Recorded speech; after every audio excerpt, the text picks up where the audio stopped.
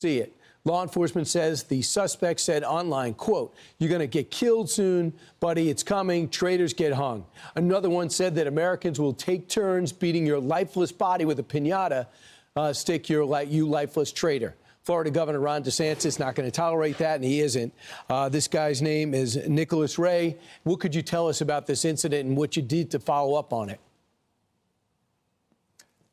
Well, Brian, we take political violence very seriously. I mean, people obviously have a right to express opinions, but the minute that goes into inciting violence against people generally, but certainly in our state, we're going to take action. So state law enforcement did the investigation. We're able to obtain an arrest warrant, and our Office of Statewide Prosecutor is going to bring this guy to justice. We got to have zero tolerance on this. We saw what happened with Charlie Kirk. We've seen other examples of political violence in recent years. I think they are. I mean, look, you know, as governor, this is something we get incoming, like, to me all the time, right? And that's just the nature of it. So it's something that's been pretty consistent since I've been in office for those. But in terms of going for people that are in the political process, not even elected officials, just people that are influencers or commentators, yeah, I think if you compare that to 10 years ago, I think you absolutely will see an increase. We've been holding the New York mayor's race as a national story because of the impact and the extreme views of the frontrunner, up by about 20 points, Zohran Mamdani. And a lot of people are saying, what has it done for Florida real estate? Well, I guess talk to us in a couple weeks. It'll probably cause Palm Beach to go up for sure. But I just look back and think, you know, we're not even 25 years removed from September 11th. And it was universal in that city and around the country, you know, never again. We were never gonna go down this road. And then you got a guy who is sympathetic with communism, Islamism, and he's going to get elected mayor in this city. I think, quite frankly, it's a disgrace. But I also think that it shows you New York City hasn't hit rock bottom. I mean, we remember New York City under Giuliani. Those rank and file officers, those are blue-collar, hardworking people. They are not going to want to work for a guy like this. I think you're going to see a lot of turmoil, and I think that it'll show that the city will further go down. Here's what Eric Trump said, because now he lives in Florida, still has business assets in New York, and grew up here. Watch.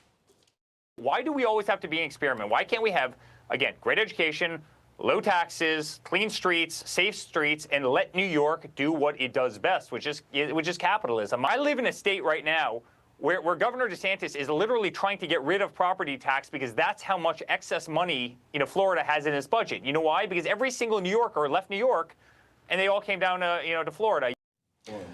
So, property tax, by the way? So we got to put it on the ballot, and the voters have to approve it. It's a constitutional issue in Florida. It's not something the state derives revenue for. It's a local issue. We're trying to focus on Florida homeowners and their primary resident. People that have Airbnbs or whatever, you know, that's separate. Yeah. But your personal home, you shouldn't rent it from the government. You should own it. And, you know, you're paying taxes for 50 years, but even for young families, it's become very difficult across this country to make ends meet. Wouldn't it be great if they were able to have home ownership without having the burden of property tax that? So that's coming to a ballot near you in November of 2026, and we need 60% of Florida voters to do this. With the whole cell phone ban, you were one of, if not the first, to say there should not be cell phones in schools. And people pushed back and said, does Governor Ron DeSantis think he's a king, an authoritarian? Well, now we've had the results. It's called We Want the Grades to Go Up, kids to listen to their teachers and talk to other kids. Already you're seeing an increase in test scores going up, and the second year reduced unexcusable absences rates overall. Tell me about what you did, what your intention was, and the results as you see them. Well, it's common sense. I mean, kids aren't going to learn if their faces are buried in a smartphone. It's also the type of thing where the traditional mode of instruction is really the way to go. Kids also need to be able to express themselves verbally. So there's a whole host of reasons from academic, but also from a teacher's perspective. Bill of Rights, where, yeah, you have a right to teach kids that are going to be engaged. We also provided teachers protection against unruly students so that they could be disciplined. Yeah. And when we rolled that out, if you watched MSNBC, I mean, you thought the skies were going to fall. They were saying this is authoritarian. They were using every typical epithet that they do. Now the results are predictable that it has improved academic performance. And I think it's important, Brian, to take a line on this now, because the technology is only going to get worse. When you start talking about some of the AI slop, if we let the kids just kind of descend into kind of this digital morass without doing the traditional nuts and bolts of education, you're going to continue to see problems. So I think Americans, if now other states are following this, even blue states are following it,